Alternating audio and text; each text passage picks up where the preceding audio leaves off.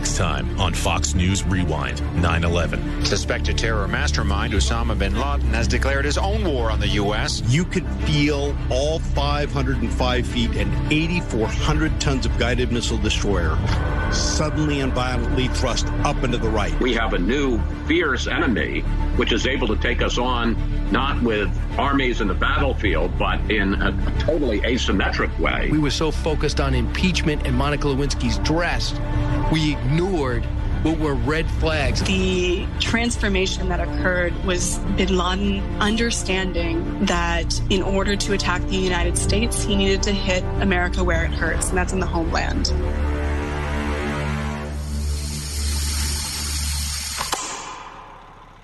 Previously on Fox News Rewind, 9/11. Geography explains why the Soviet Union has sent an army into Afghanistan to dominate that country, and if they could, Iran and Pakistan. The U.S. had been helping the Mujahideen, had been providing them with money, had providing them with arms, because the enemy of my enemy is my friend. The Saudis said, no, we want U.S. military coming in here and basing here to help fight. And Osama bin Laden was massively offended by this. Al-Qaeda went from just an idea to an actual organization planning and plotting against the United States. A number of innocent people lost their lives. Hundreds were injured and thousands were struck with fear in their hearts when an explosion rocked the basement of the World Trade Center. Simultaneous explosions at U.S. embassies in Kenya and Tanzania left more than 200 people dead. It wasn't until 1998 that we see kind of Zawahiri and bin Laden coming together, and they issue the 1998 fatwa, which effectively declared al-Qaeda's war. The last Millennium Plot, imagine if they were successful. The Millennium will go down in history as a totally different event. Episode 3, Warning Signs.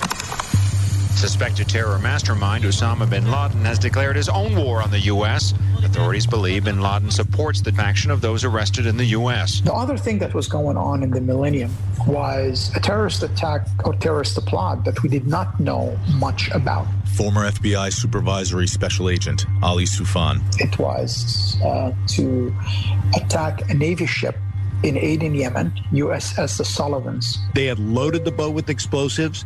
It was windy and choppy seas that day, and unfortunately, when they tried to unhook it to send it out on the attack run, it had filled with water and sunk at the pier. Former commander of the USS Cole, Kirk Lippold. Al-Qaeda panicked and left, realized within a day or so that nobody had detected what had happened.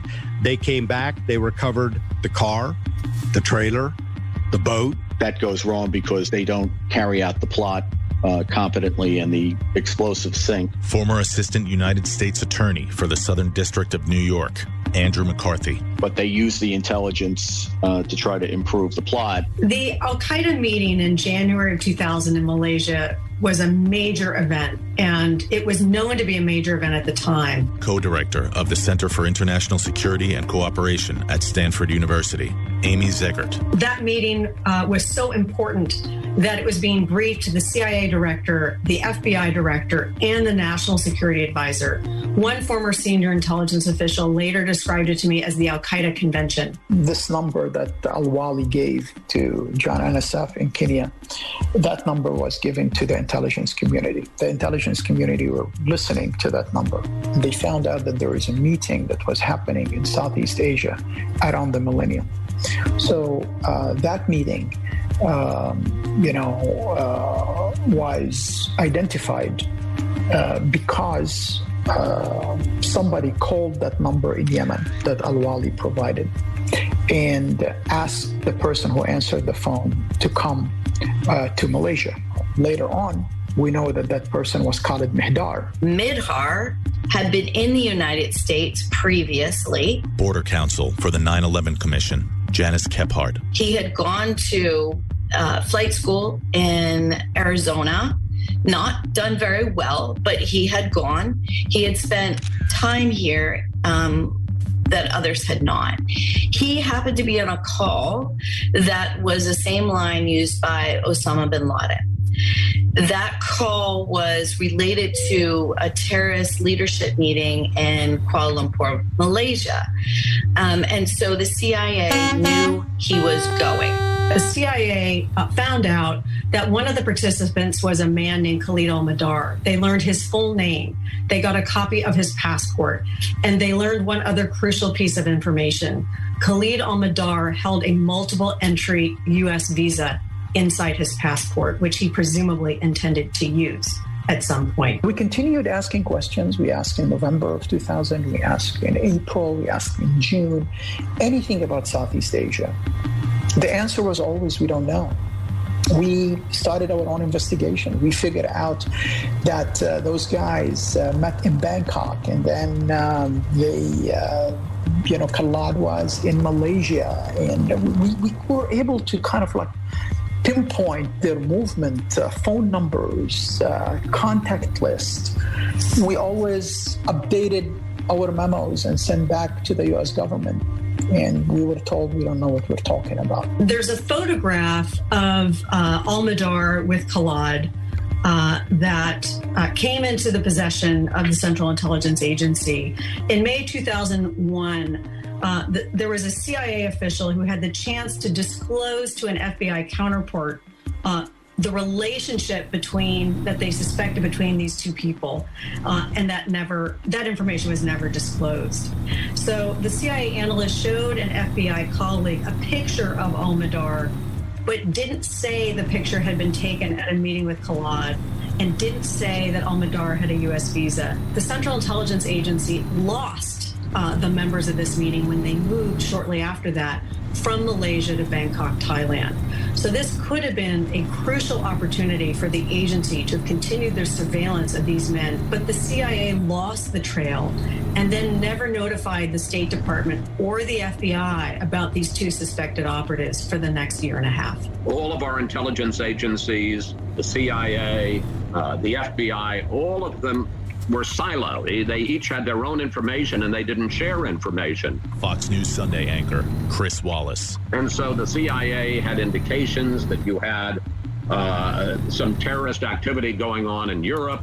The FBI is aware that there are some people who have entered the country, even knew that some of them had gone to flight school, but the dots aren't connected. They don't put it together. Muhammad Atta was well educated. He had an architectural degree out of the University of Cairo. He had come to Germany by a request to a German family that he was friendly with. They invited him to come to Hamburg. He came to Hamburg to study. They considered him smart, charismatic, pleasant. That was in 1993. But he didn't like Christians. And he became increasingly abrasive about his views and increasingly tended towards violent jihadi views. He was very anti-Christian, very anti-Semitic. He was also a decision maker, a leader. So he started a cell in Hamburg, and he started to travel to Afghanistan.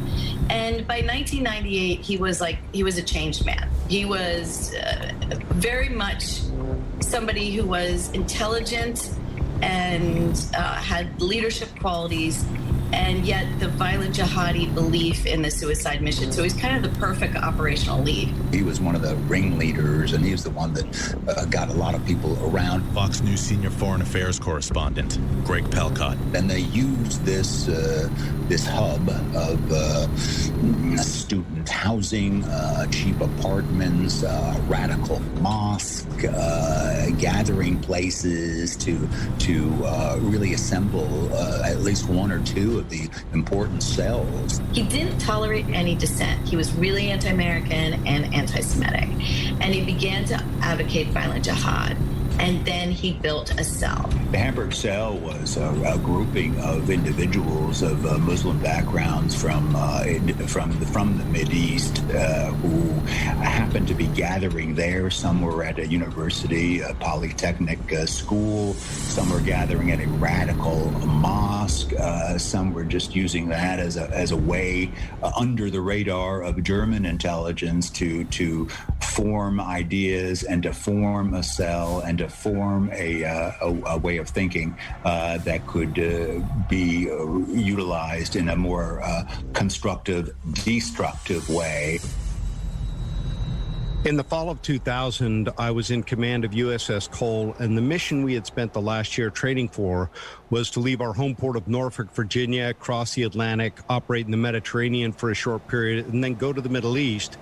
The actual mission was to go to the North Arabian Gulf and enforce United Nations sanctions against the country of Iraq that had been put in place as a result of the first Gulf War in the early 1990s. Early the morning of the 12th of October, 2 tugs came out, met the ship just outside of the mouth of the harbor.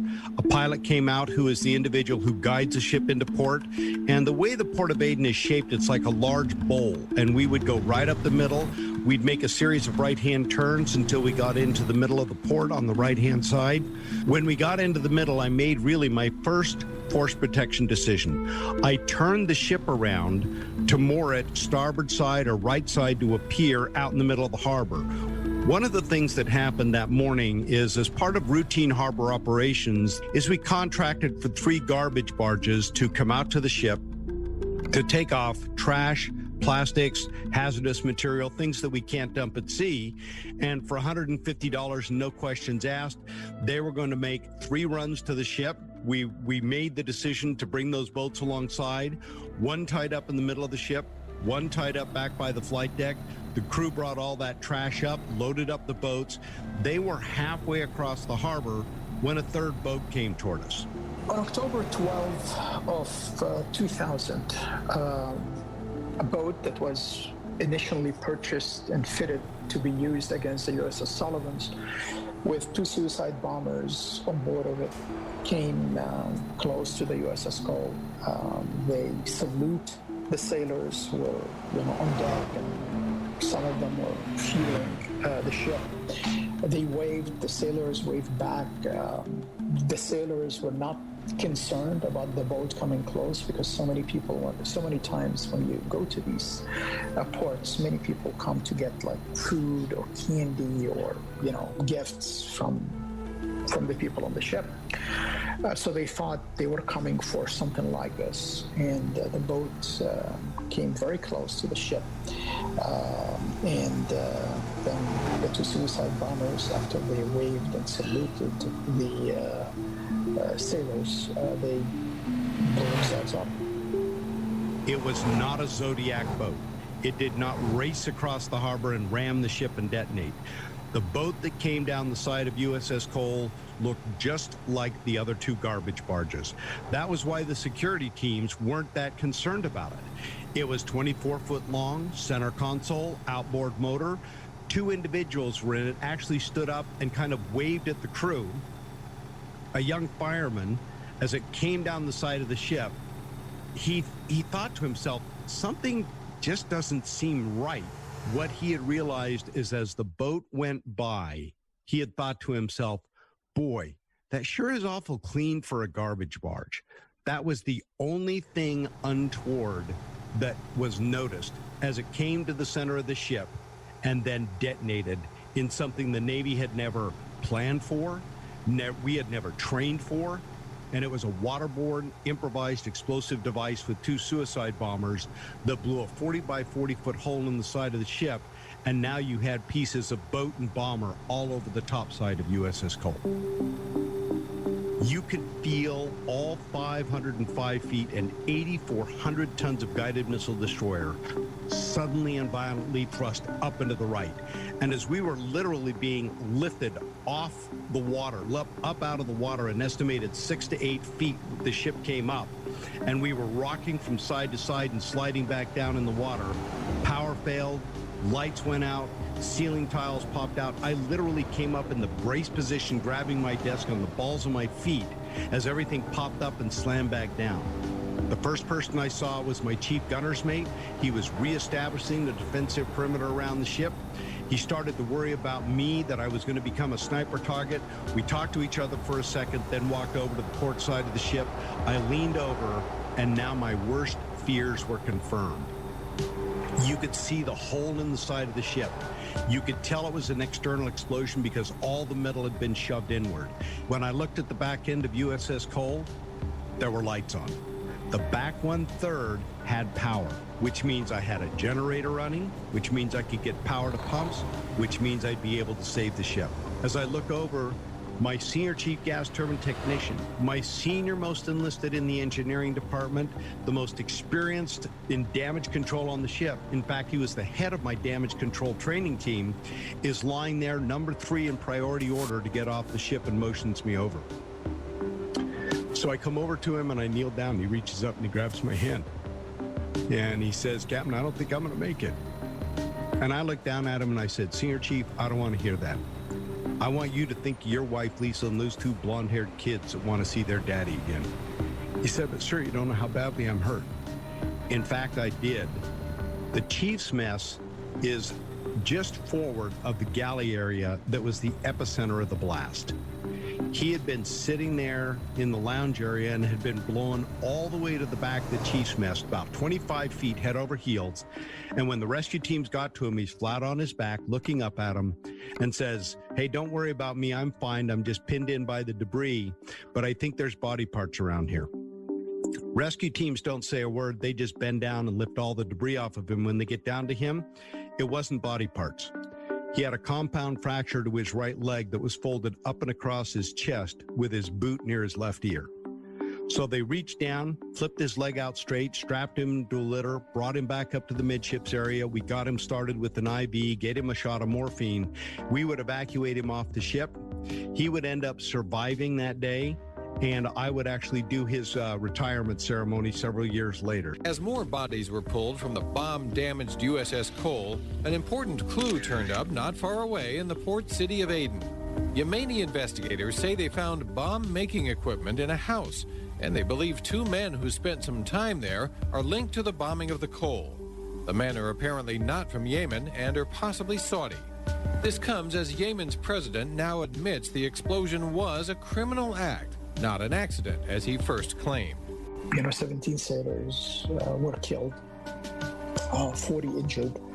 And if it wasn't for the heroic efforts of the crew and the captain, the ship could have really sunk and created ecological disaster in Aden.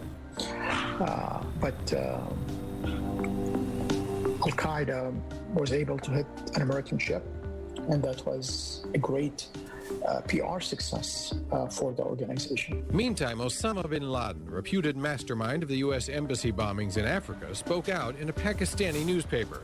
As a possible suspect in the Cole bombing, he warned the U.S. not to attack his home in retaliation, and he vowed to continue fighting the enemies of Islam. The Cole bombing was interesting because it was against a U.S. military target. AEI fellow and advisor to Critical Threats Project, Catherine Zimmerman. And the Yemeni government at the time was not as cooperative as other governments in terms of facilitating kind of U.S. law enforcement and other agencies in trying to unravel what had happened with the Cole bombing itself. All these very different Americans, all with their different stories, their lifelines and love ties, answered the same call of service and found themselves on the USS Cole, headed for the Persian Gulf, where our forces are working to keep peace and stability in a region that could explode and disrupt the entire world. Their tragic loss reminds us that even when America is not at war. Hey, Buckeye Nation, Tony Rizzo here, and unfortunately our contract with The Ohio State University prohibits us from streaming the game or broadcast that you're trying to listen to. Hey, it's Emmett, and remember, Riz, the good news is that as soon as today's game... WNYC 10 years ago. An update, Deborah, the former school safety officer we heard from earlier, told WNYC's Beth Fertig that she and Chuck have since reestablished contact and remain close friends. They spoke this morning, she said, on the 20th anniversary of the attacks. Up next, it's a special from NPR about a journalist whose unique perspective on the crash of Flight 93 in Shanksville, Pennsylvania, offers a window into the cataclysmic event from the earliest days until now, 20 years later. Join us for Sacred Ground. That is coming up next here on WNYC. It's currently 73 degrees in Central Park. We're going up to 78 today. Sunny skies all day, and we'll have clear skies tonight as well. A low of 65 degrees, up to 85 degrees tomorrow. It's 2 o'clock. This is WNYC, FM, HD, and AM, New York.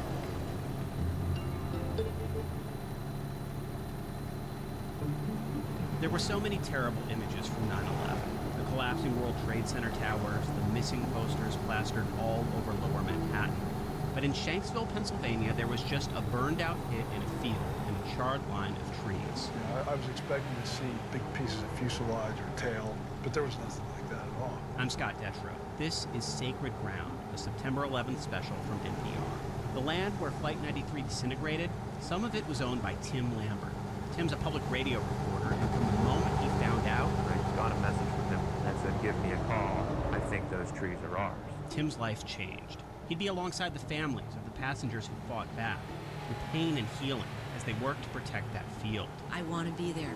I know what the soil feels like in my fingertips. It's the story of Flight 93 as it's never been heard before. But first... Hey, Buckeye Nation, Tony Rizzo. Election was never decided. We went in. WBEZ is supported by Live Nation, welcoming Dead & Company, featuring Bob Weir, Mickey Hart, Bill Kreutzmann, John Mayer, and guests, at Wrigley Field on September 17th and September 18th. Tickets available now at Cubs.com. Jack planes into the headquarters of the U.S. military. Ceremonies were also held in Shanksville, Pennsylvania, where Flight 93 crashed after passengers on board overtook the terrorists. NPR's Scott Detrow was at today's commemoration. Some families who have come to previous anniversaries just felt overwhelmed by the idea of 20 years and are not here, but by and large, a lot of people are here, and it's really a sense of peace and togetherness, and I've seen them greeting each other with big hugs. It's really interesting how over the years this place, this crash site that was the place where their loved ones died in a really terrible way, has become to them a place of remembrance, a place of community, a place of peace. NPR's Scott Detrow in Shanksville. President Biden was among those gathered for commemorations at the site of the World Trade Center in New York City. NPR's Jasmine Garst was there. For the most part, it was a quiet ceremony filled with moments of silence observed at the times of each attack. Firefighters from across the country marched carrying the New York Fire Department flag. For many, it was a time of introspection. Sean Allen sat quietly on the curb throughout most of the event. He says he came up from Philadelphia. I just came here last night just to show up and, pay my respects in person. I felt like I had to do something, with the whole atmosphere nowadays, it's the least I could do. Throughout the morning, families read the names of their loved ones who died in the attacks. Jasmine Garst, NPR News, New York. New research finds that survivors, rescue workers, and people who witnessed the attacks on New York City's World Trade Center have been experiencing lasting mental health issues. NPR's Rita Chatterjee has details. Researchers say that the rates of depression and post-traumatic stress disorder among people in New York City and nearby areas went up shortly after 9/11. While a majority recovered in 6 months, about 10% have continued to struggle with symptoms. Mark Farfel is the director of the World Trade Center Health Registry, which has tracked over 70,000 people affected by the disaster. This disaster of 9/11 in New York City has had long-term impacts and significant impacts on both the responders and the civilian survivors. He says often survivors are struggling with more than one mental and physical health condition, which makes it harder for them to bounce back quickly. Ritu Chatterjee, NPR News. This is NPR. Israeli police say they've apprehended 4 Palestinians who escaped a maximum security prison this week. As NPR's Daniel Estrin reports from Jerusalem, the rare jailbreak has captivated Israelis and Palestinians and is raising concerns that violence could escalate. 6 Palestinians convicted or accused of committing or planning attacks on Israelis escaped through a hole in their prison cell shower room Monday. Israel says it has arrested 4 of them. 2 were apprehended on the outskirts of the city of Nazareth after they reportedly asked locals for food. 2 others have been caught in a village in the Galilee region, reportedly after a local saw them. One is high-profile militant leader Zakaria Zubeidi. 2 other prisoners remain at large. The jailbreak exposed weaknesses in Israel's prison system and turned the escapees into Palestinian heroes. Following the arrests, hundreds of Palestinian civilians clashed with Israeli troops. Daniel Estrin, NPR News, Jerusalem. The U.S. Open's men's final is now set. Novak Djokovic will play Daniil Medvedev for the title tomorrow. And at the same time, he's going to try to make history. Djokovic is 1 win away from completing the first calendar Grand Slam in men's tennis in 52 years. The women's final is later today, the first major final between unseeded players in the professional era. 18-year-old Emma Raducanu of Britain will play 19-year-old Leylah Fernandez of Canada. I'm Barbara Klein, NPR News. Support for NPR comes from NPR stations. Other contributors include the Corporation for Public Broadcasting, a private corporation funded by the American people, and Jarl and Pamela Moan, thanking the people who make public radio great every day, and also those who listen. We continue our reflections on the 20... Really? We're going to talk about that. Join in this conversation on 0344 499 1000. Tweet me at Nick Dubois, or, of course, as ever, at Talk Radio. Nick Dubois on Talk Radio. But equally, it's 9/11, 20 years of 9/11. You've obviously been, I'm sure, reflecting on yourself. You would have seen lots on television, you would have heard lots on radio and watched it as well on this station, as you can, of course, because Talk Radio is the fastest growing station on the planet, and it's now on your TV. So you can download Talk Radio TV or go to talkradio.tv for details on how to watch. But what I want to do over the next 3 hours, anytime, if you'd like to share with me not only what you were doing and what you thought when those planes wickedly crashed into the Twin Towers, but tell me, how do you feel it changed the world? How do you feel? Let's not hear what the politicians think. We've had enough of that, and we've seen the evidence of what many of the politicians have done only in the last few weeks with the pullout from Afghanistan. How do you feel it's changed the world? But do you remember what you're doing? I can tell you I remember what I was doing. I was in my office at the time, and like most people, when we saw and heard about a plane going to Twin Towers, we just thought it was basically one small plane, and then all the horrible, ugly details all emerged. And was about prior to applying for a U.S. visa. This would mean that any stamps in their passport of going to terrorist nations like Afghanistan, which would have been a telltale sign of potential terrorist activity, were swapped out, thrown away, and they went to their to the Saudi embassy, to the Saudi passport agency, got new passports, applied for a U.S. visa remotely. In Saudi, you could apply for a U.S. visa through a travel agency without being interviewed. They quickly figured this out because 16 Saudis were successful in acquiring visas. 5 other Yemenis had tried to get U.S. visas, but they were denied visas, not because of terrorism or anything, but based on economic reasons. One of the biggest reasons to deny somebody a U.S. visa in those times was that you believe that they're going to rely on the United States for economic support. And there was no sense of we got to go answer for the Cole attack in 2001. There was no debate about Al-Qaeda. Then not a word came up in any of the Gore-Bush debates. So this was not on the forefront of America's mind, but for those who are getting briefed on a regular basis, it should have been. They found the ability to take dead terrorists who had died in suicide missions or died on the battlefield somewhere.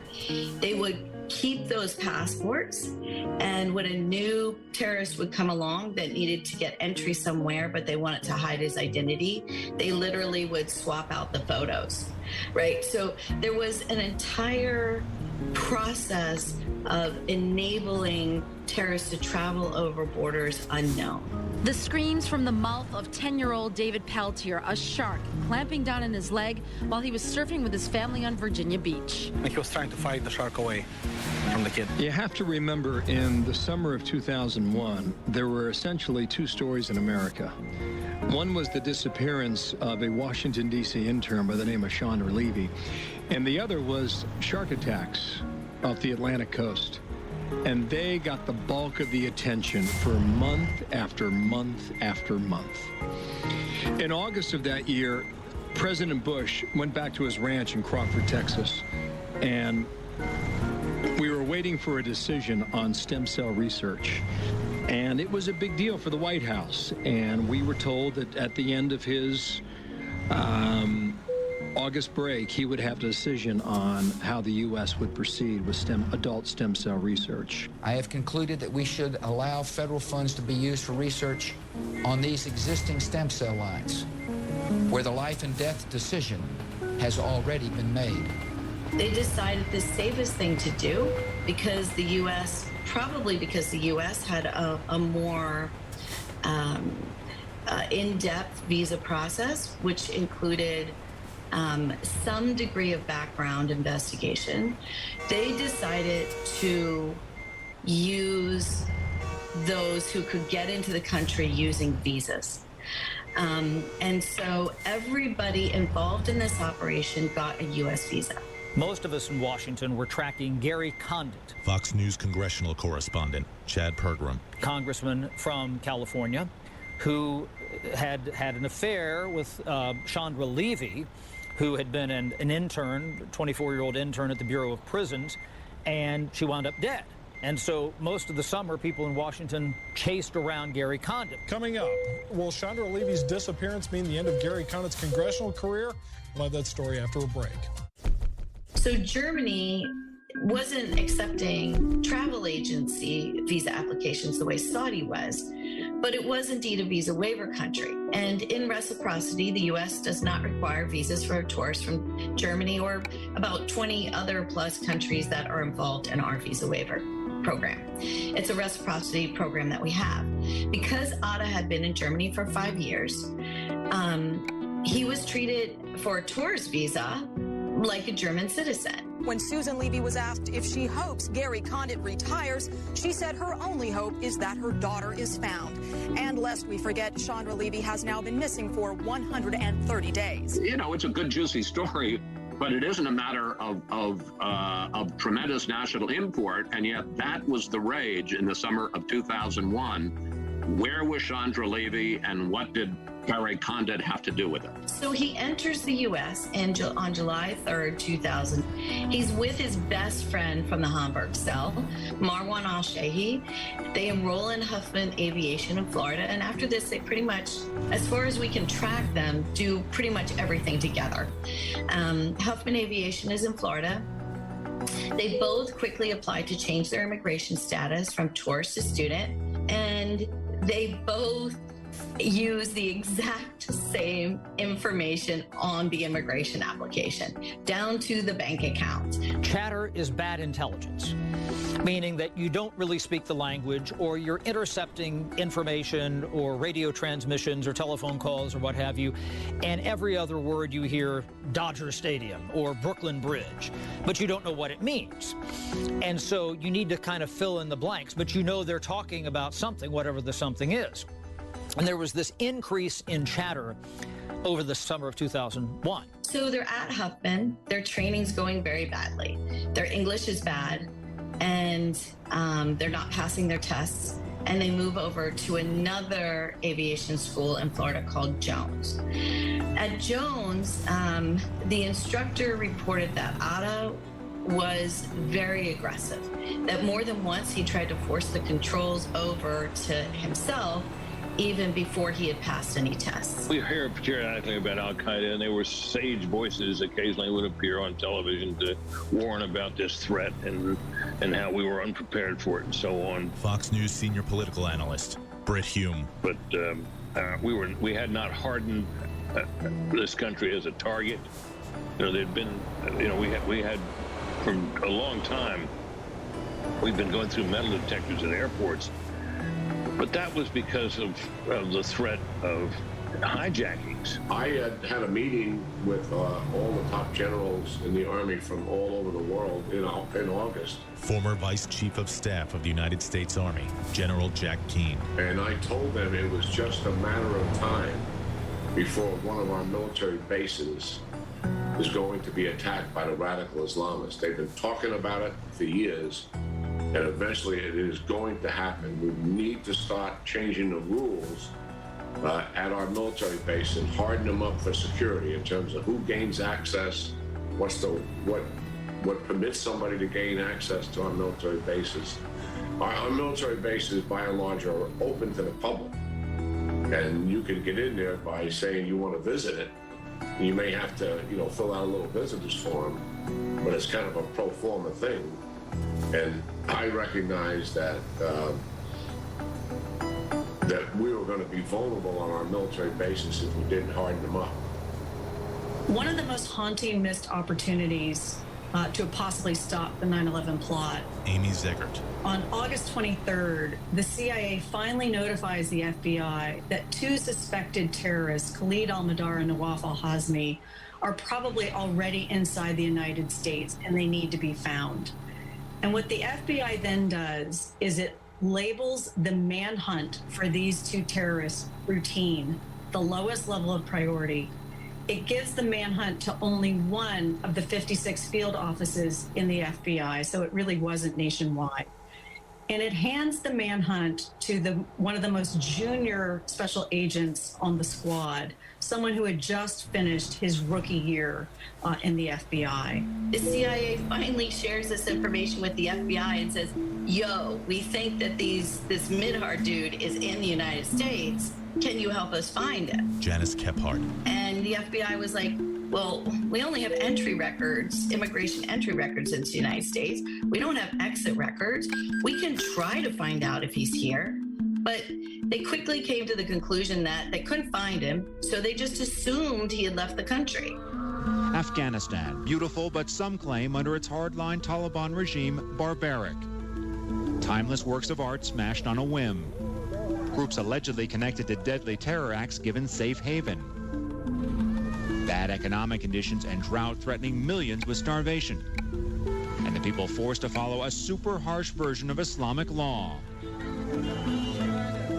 Women undercover without schooling or jobs. Men towing the religious line. The Hindu minority forced to wear clothing tags. No entertainment or fun. Punishment severe and public. I was in Afghanistan for the first time in May of 2001. Greg Palcott. We went there to take a look at what this group was all about. And we went there because at that very time, it was figured out that it was bin Laden who was there in that country being hosted by the Taliban. The country itself was quite remarkable. It was sort of going back into the Stone Age in terms of social and civilized norms. All women had to be covered with that all-encompassing burqas, no unaccompanied women out in the street, no women in any kind of a job or professional capacity except for some medical uses, no girls in schools, and you could tell that things were quite strict. We were driving around and you'd be stopped at checkpoints, and if you had an audio cassette in your car, music banned, of course, by these folks, they'd take the audio cassette out of your car, string up the tape, and hang it on a tree. We went up to Bamiyan. That's a location with some ancient, beautiful, gigantic Buddhist statues, and we saw that they had just just deface them because statues, any kind of representation of either gods or human beings, that was not allowed either. After the Taliban controlled most of Afghanistan, many Afghans were against the Taliban. Ali Soufan. They didn't like what they stand for. Some of them were against the Taliban based on ideological views, some of them based on ethnic views. Taliban were mostly Pashtun, but there are other ethnicities in Pakistan that felt threatened by the Taliban regime. Ahmad Shah Massoud was one of the leaders of the Mujahideen against the Soviets. Ahmad Shah Massoud was called the Lion of Panjshir. He basically was one of the main Mujahideen leaders at the time in, defeating the Soviets. So Ahmad Shah Massoud, being, known in the Mujahideen community in Afghanistan, established the Northern Alliance to fight the Taliban. And the Taliban main enemy at the time was Ahmad Shah Massoud. They didn't think about anything else except how to defeat Ahmad Shah Massoud. He was a real thorn in their side. Massoud was an interesting fellow. He was a player with the anti-Soviet militia leaders back in the 80s, and before that in the 70s. I think they all went to university together. And they were anti-communist, but not in the way you would think we would be anti-communist. Anti-communist because they were pro-Islam, pro-Muslim, pro-nationalism, and they saw the Soviet Union as an entity that was trying to strip them of their identity.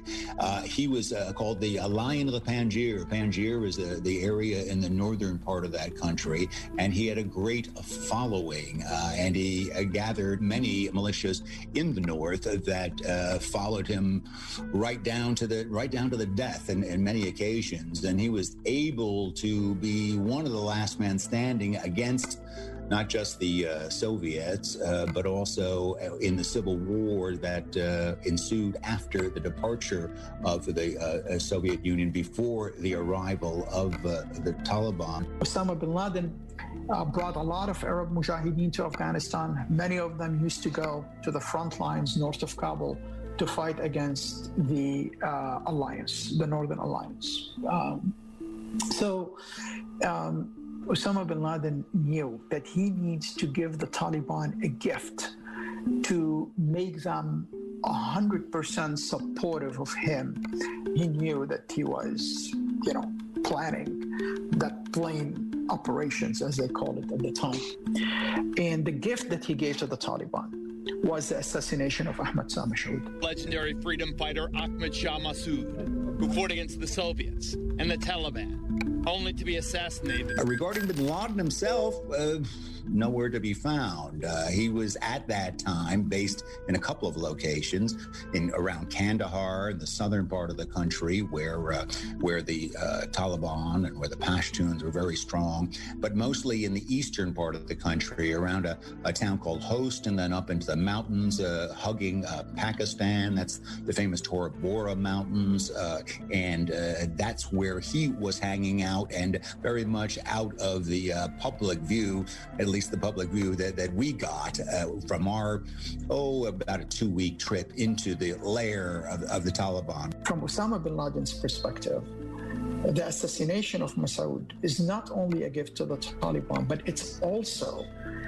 an elimination of a threat that the United States and the world, frankly, can use against the Taliban regime and against his people in Afghanistan. Because if you support Ahmad Shah Massoud, he might able to, go down and maybe, invade Taliban territory.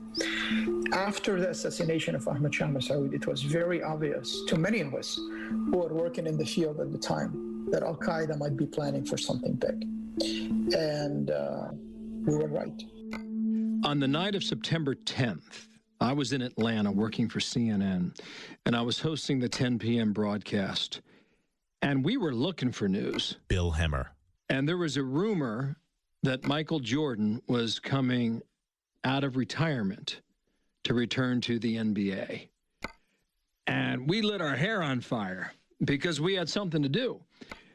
And we chased this story, and we got great guests, and we all thought, wow, what a great product we did. That we covered this story. We had every angle, interviews and players, etc. We were all over it. And we went home that night, and we woke up to a very different world the next morning. Next time on Fox News Rewind, 9/11. Freedom itself was attacked this morning by a faceless coward. And freedom will be defended.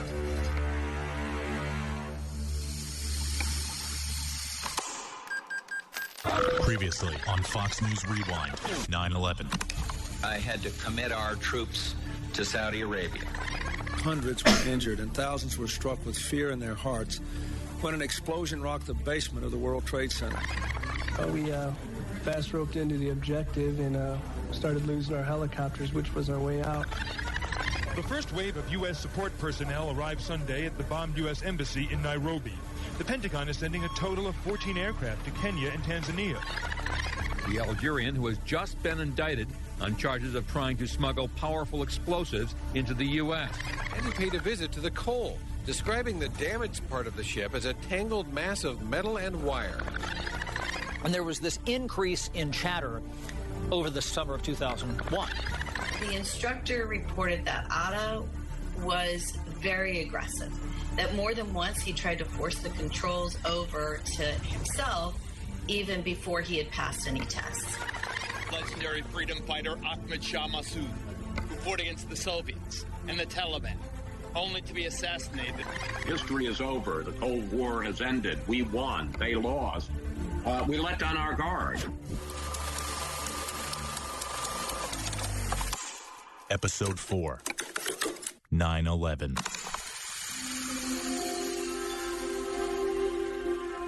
On September 11th, 2001, I was living in Los Angeles, and it was early in the morning for us. I was heading into the office in Atlanta. I was in Washington, D.C. I was, at that time, chair of I was in school. I was in 9th grade. I was in my office, U.S. Attorney's office in Lower Manhattan. I was at home getting dressed. I was working at ABC, and I was a little late into the office. On September 11, 2001, I was actually in Germany. I was in Paris. I had just come back from a story covering actually migrants. I was in Yemen.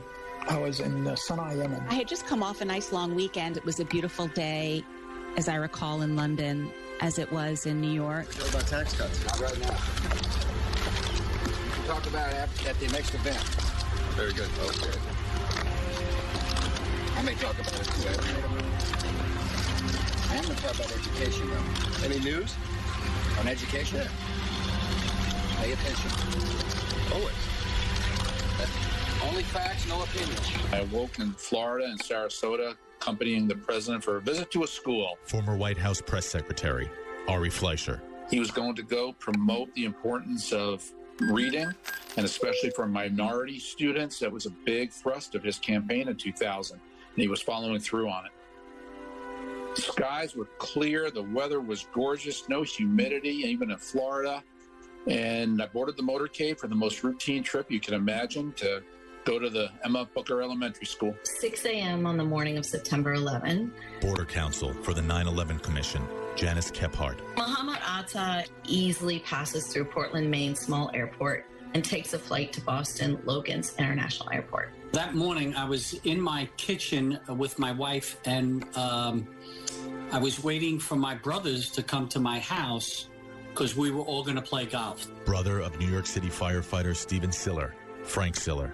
4 brothers, my brother Russ, my brother George, and my brother Stephen, who was a New York City firefighter that was just finishing his night tour in Squad 1 in Brooklyn, and then and myself. So we were going to go play golf. We didn't get an opportunity to do that too often, but that's how the day started. And we were all so excited because the weather was just like so perfect, and just to be around each other was a very special day. At 6:45 a.m., Otto arrives at Boston Logan Airport. I was assigned to the bus terminal in Midtown Manhattan to the Port Authority Police of New York and New Jersey, and I was a patrolman. Former Port Authority police officer, Will Jimeno. My daily tasks were protecting the facility of the bus terminal, and that be including, just making sure everybody is safe, make sure people had information, make sure that anybody that needed medical assistance, we tended to. So that was our primary goal, is just safety and information and protection of both buildings and all our commuters that come to our facility. 7 minutes later, he has a conversation with his best friend and fellow flight school student, Marwan Al-Shehi, who is about to board another plane. It was about a 3-minute conversation, and it would be the best friend's last. 9/11 in New York City and Washington, D.C. was a brilliant day. Fox News congressional correspondent Chad Pergram. Just, a full day, the sun shining. It was amazing. Between 7:15 and 7:35 a.m. at Washington Dulles Airport in suburban Virginia, hijacker and pilot Hani Hanjour and his 4 muscle hijackers, 2 of whom were brothers, checked in. This is what kind of a day we have in store. As you can see, 80s here in these. No rain in sight after the storm scooted through last night. The weather was absolutely beautiful. I remember it being like 72 degrees. There was not a cloud in the sky. Co-host of Fox and Friends on the Fox News Channel, Steve Ducey. And because it was so nice, we were actually doing a portion of our program outside on the plaza where we do a lot of our Fox and Friends stuff.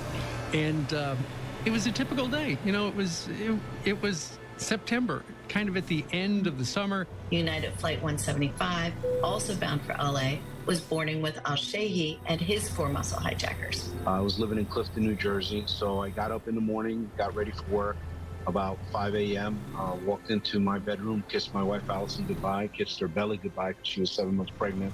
I walked into my other daughter's room, my older daughter Bianca, kissed her goodbye, and I literally skipped down the steps to my house that I had just bought 6 weeks prior, and drove from Clifton, New Jersey into the bus terminal in Manhattan and got ready for work. Back in Newark, New Jersey, Ziad Jarrah was organizing his crew to board United 93, also headed for LA. Between 7 and 7:45 a.m., they all make their way through security. Commanding officer had come back to Washington. He had retired from the Navy. Former commander of the USS Cole, Kirk Lippold. And when I came back that summer from USS Cole and reported to the Pentagon, he called me up and said, "Hey, my boss here at the CIA would love to talk to you.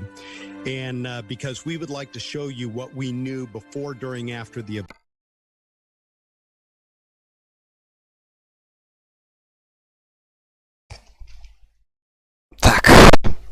Здорово, скример. Нет, это не Фрейнлайтер, это этот International, который разработчики добавили в игру вот совсем недавно эту модель, 1 сентября.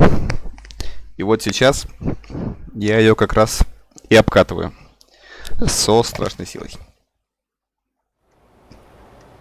Вообще мне больше всего нравится Volvo, но если ездить на одном и том же, это может надоесть, даже если это очень хороший тягач.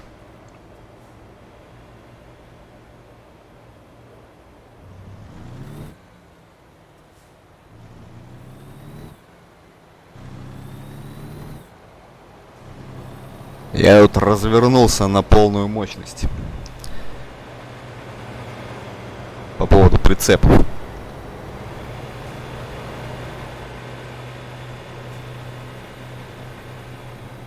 С ней можно столько копаться, что это сожрет кучу времени. Но, в принципе, мне это нравится.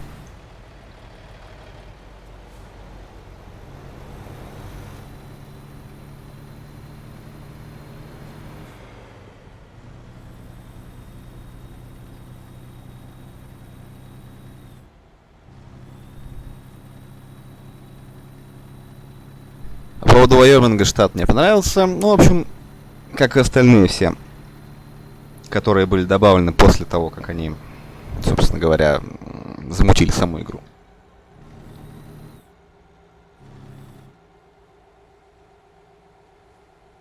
Ну, в общем, молодцы.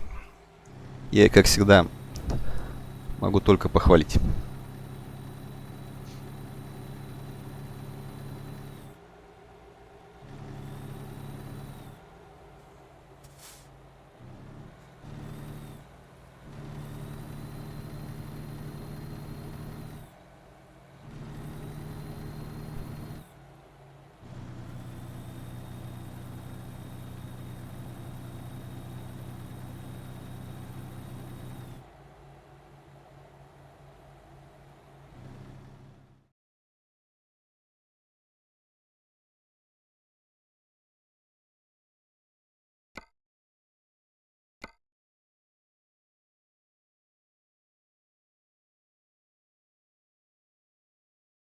Да знаю, про Вольво ты писал там, что типа...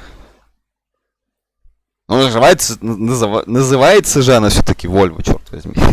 Не зря же это так.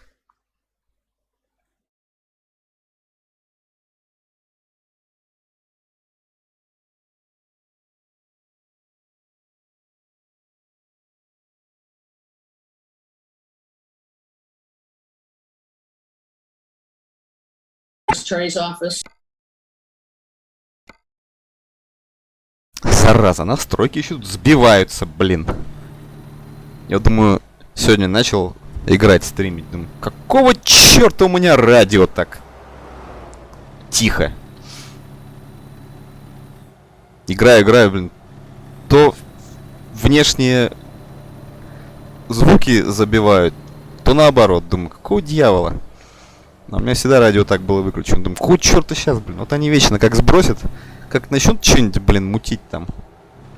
Глаз да глаз за ними, блин, нужен.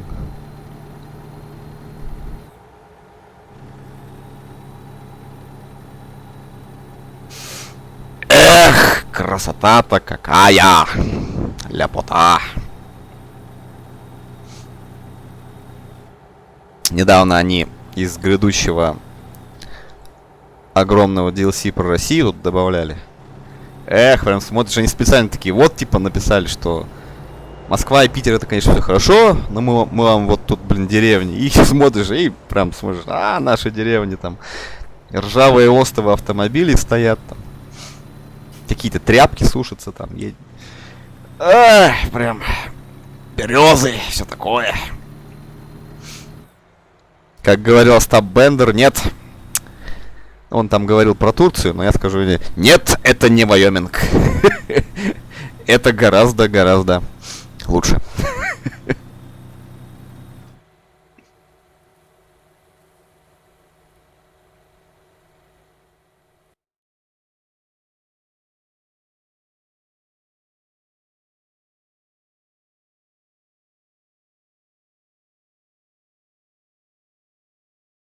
В симах джойстики это...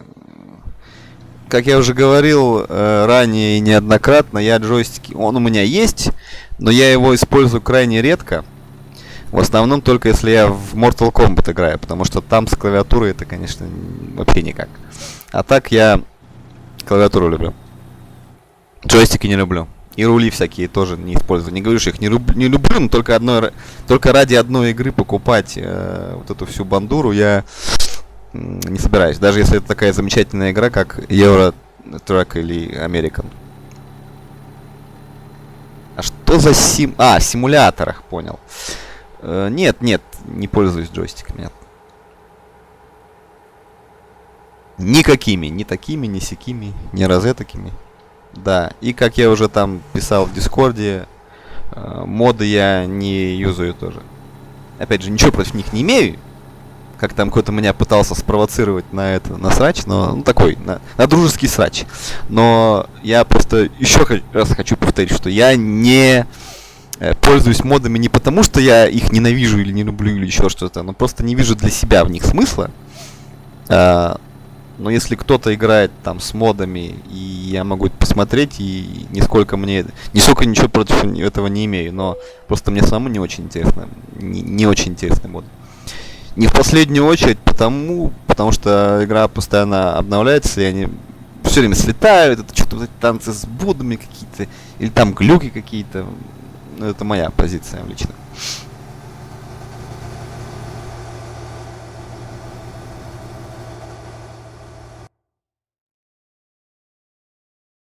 Да, гопота на остановках.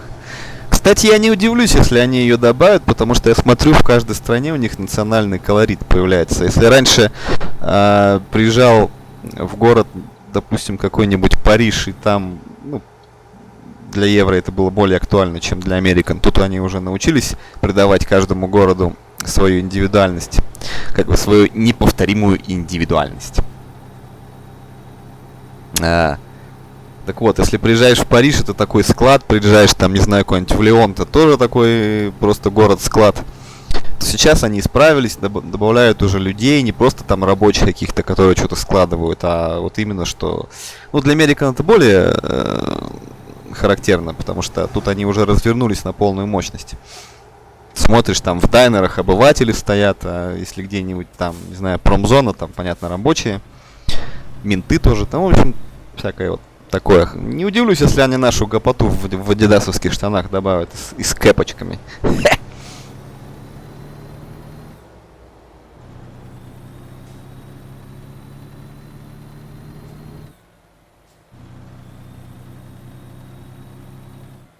Ну, в общем, конечно, я очень жду Россию, прямо очень жду.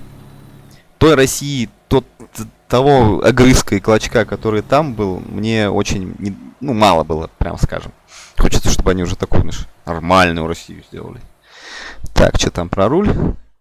Из-за громоздкости. Ну, вот я о том же говорю. Ну, где его хранить? Куда его? Знаешь, с рулем я играл, не помню, говорил тебе нет, но когда раньше ни у кого не было компов, а были только автоматы еще вот в те времена, вот да, тогда я играл. И ничего не могу сказать про то, что мне не понравилось. Мне очень понравилось играть с рулем, за рулем, вести машину. Вот в тех самых автоматах, которые там имитировали то, что там врезаешься, тебя там колбасит или там... Ну, в общем, это были, конечно, в основном гонки, никаких там не было этих. Я гонки не люблю, но... Тогда я играл, потому что играть-то особо не во что тогда. Были такие времена. Хочешь там стрелялки или хочешь в это. Ну или файтинги. И все. Это я имею в виду залы игровых автоматов. Которые сейчас уже нафиг не нужны, но раньше было деваться некуда. И да, поигрывал бывало. Ну вот как вот, когда был в таком же возрасте, как Джон Коннор из фильма. Как он там с этим своим чуваком зависал, там, вот я так же зависал, бывало, в те времена.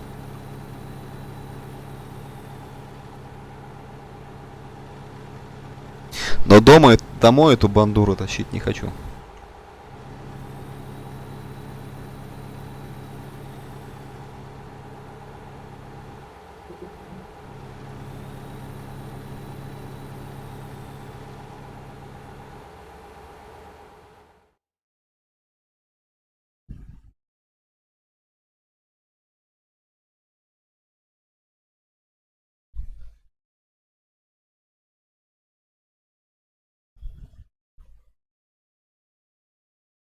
Ну, в торговых центрах понятно, это там, где фильмы-то смотрят. Но это, опять же, я никогда не видел, чтобы там был такой ажиотаж, как вот в 90-х были вот в залах игровых автоматах именно, которые не привязаны были никаким ни торговым центрам, ни к этим кинотеатрам, а просто вот народ приходил, там ломился, просто очереди стояли, чтобы поиграть.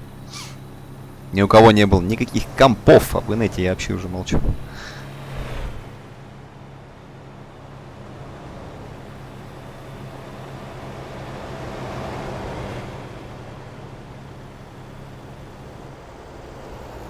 Почти приехал.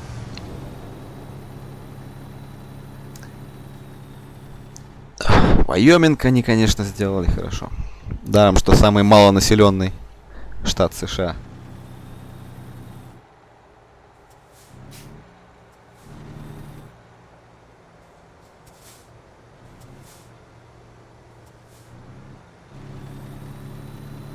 Они, вот насчет евро, они добавили там огромную область, как ты уже знаешь, ну, которая Испания и Португалия. Я думал, они, и водителей добавят тоже, ну, новых, чтобы нанимать. Так они, взяли одного всего, добавили. Че так мало? Гигантская область и, считай, получается, не заселена нифига моими агентами и наймитами всякими. Я думал, сейчас найму еще кучу. Я думал, тут вообще безлимитно. Ну, когда вот начинал играть, там, понятно, денег не было нифига, потом ты уже там развился, все, нанял всех, водил. Все, заполнил все гаражи. Ну, думаю, заполню все гаражи. Заполнил тягачами все гаражи. Думал, заполню людьми все гаражи. Так ничего подобного. Думаю, так неинтересно. такие гигантские пространства и неким их заполнить. American, конечно, пока этим не страдает, но как только появится много штатов, думаю, и тут будет такая же фигня. И не думаю, а даже и так оно и будет. Вот Техас уже на подходе. Техас будет, конечно, интересно посмотреть.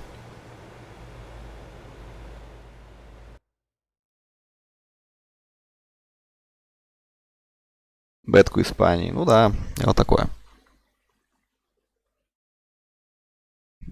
Android телек. Хе.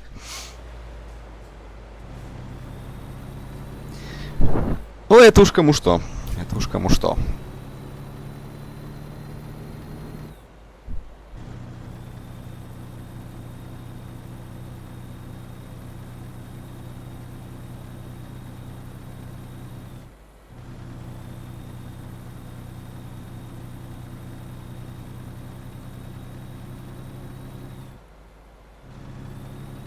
Вот что мне нравится в Штатах, так это у них не та вот улица, по которой я сейчас еду, а центральные вот эти городские улицы, которые очень широкие. Там можно совершенно невозбранно нарушать правила дорожного движения, что я всегда и делаю. В Евро там такой не пройдет. Там все узкое, блин. Там хрен проедешь там. Приходится на светофорах стоять, ждать там. А тут берешь, всех обгоняешь, вообще без проблем. Никто не мешает. Никто не лезет к тебе, хотел сказать, под руку, под колесо. А там вечно только соберешься правила нарушить. Вечно какая-нибудь зараза залезет.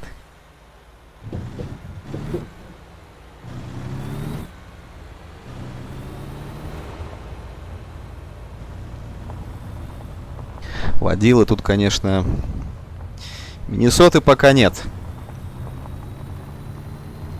Они же, видишь, не могут добавить там через штат. Им надо вот лепить. Начали с Калифорнии, с Невады и с Вашингтона. Ну и вот продолжая. С запада на восток они фигарят.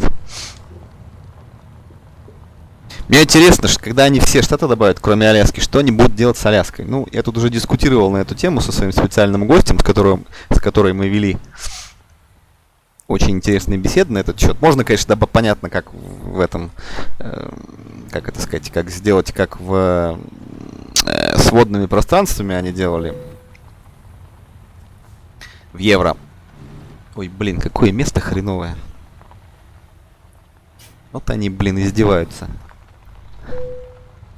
Так вот, можно было бы сделать, чтобы типа на какой-нибудь пароме он тебя тут доставлял. Ну, это все понятно, но все равно. Штат огромный. Аляска, я имею в виду. Мне вот интересно, будут они его добавлять в итоге или нет. Ну, это, конечно, пройдет еще много лет, пока они основной, так сказать, континент захреначат. Так.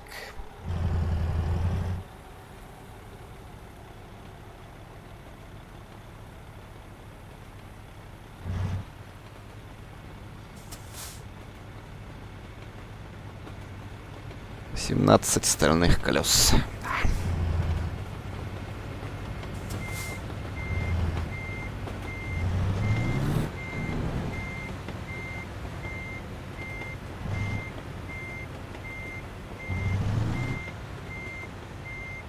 Я тут несколько стримов назад рассказывал, как я пересматривал фильм, очень старый, Стивена Спилберга, про грузовик Петербилд, там, который преследовал мужика, который называется «Дуэль». Знаешь, вот вроде бы старый фильм, но очень атмосферный и гораздо лучше, чем многие современные поделки. Я понимаю, что это такое брюзжание, что а вот раньше-то, ну, реально шикарный фильм. Я говорю, у меня вот периодами иногда мне не очень хочется играть, что в American, что в этот. Ну, когда ивенты, понятно, хочешь ты, не хочешь, и как бы надо, и все. Вот, ну, как бы надо, не надо, но все равно потом как бы настроение появляется поиграть. И вот в процессе выполнения этого дела всего. И вот так наиграешься, и хочется чего-нибудь, контента какого-нибудь еще. Начинаешь фильмы, ну, я про себя, начинаю фильмы всякие смотреть, про тягачи, про грузовики. Мне еще тут посоветовали конвой. Что никак не посмотрю. Так, проблема Аляски. Угу. Нормальной дороги нет. Вот том-то и дело, да. Ну, хрен их знает. Может быть, и притянут они Канаду, черт их знает. Да, у них же даже карта Америки-то, получается, она без Аляски. Ну, так вот. Потому что Аляска, она там наверху, и через Канаду и туда идет. И вот смотришь везде, ну, на карту USA-то, она же, получается, без Канады. Ну, так вот. Без какой Канады? Без этой... Без Аляски. Потому что Аляска гигантская, и она им, получается, как это, вид портит. На карте имеется в виду.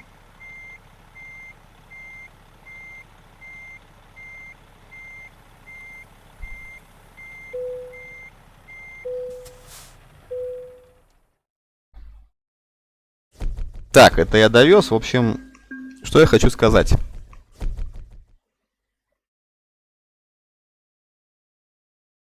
Подтянулся ты поздно, потому что очень кушать хочется. Я уже планировал заканчивать.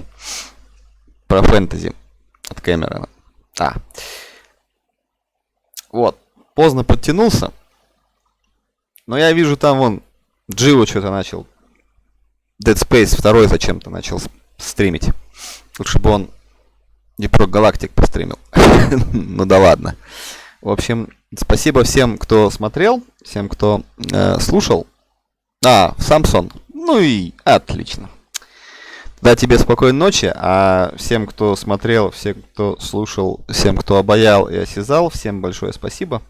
Даже если это был один только ты, тебе тогда вдвойне, двойное и тройное спасибо, да. Спасибо это за какое-то пожелание приятного аппетита, а тебе сладких снов и всем пока.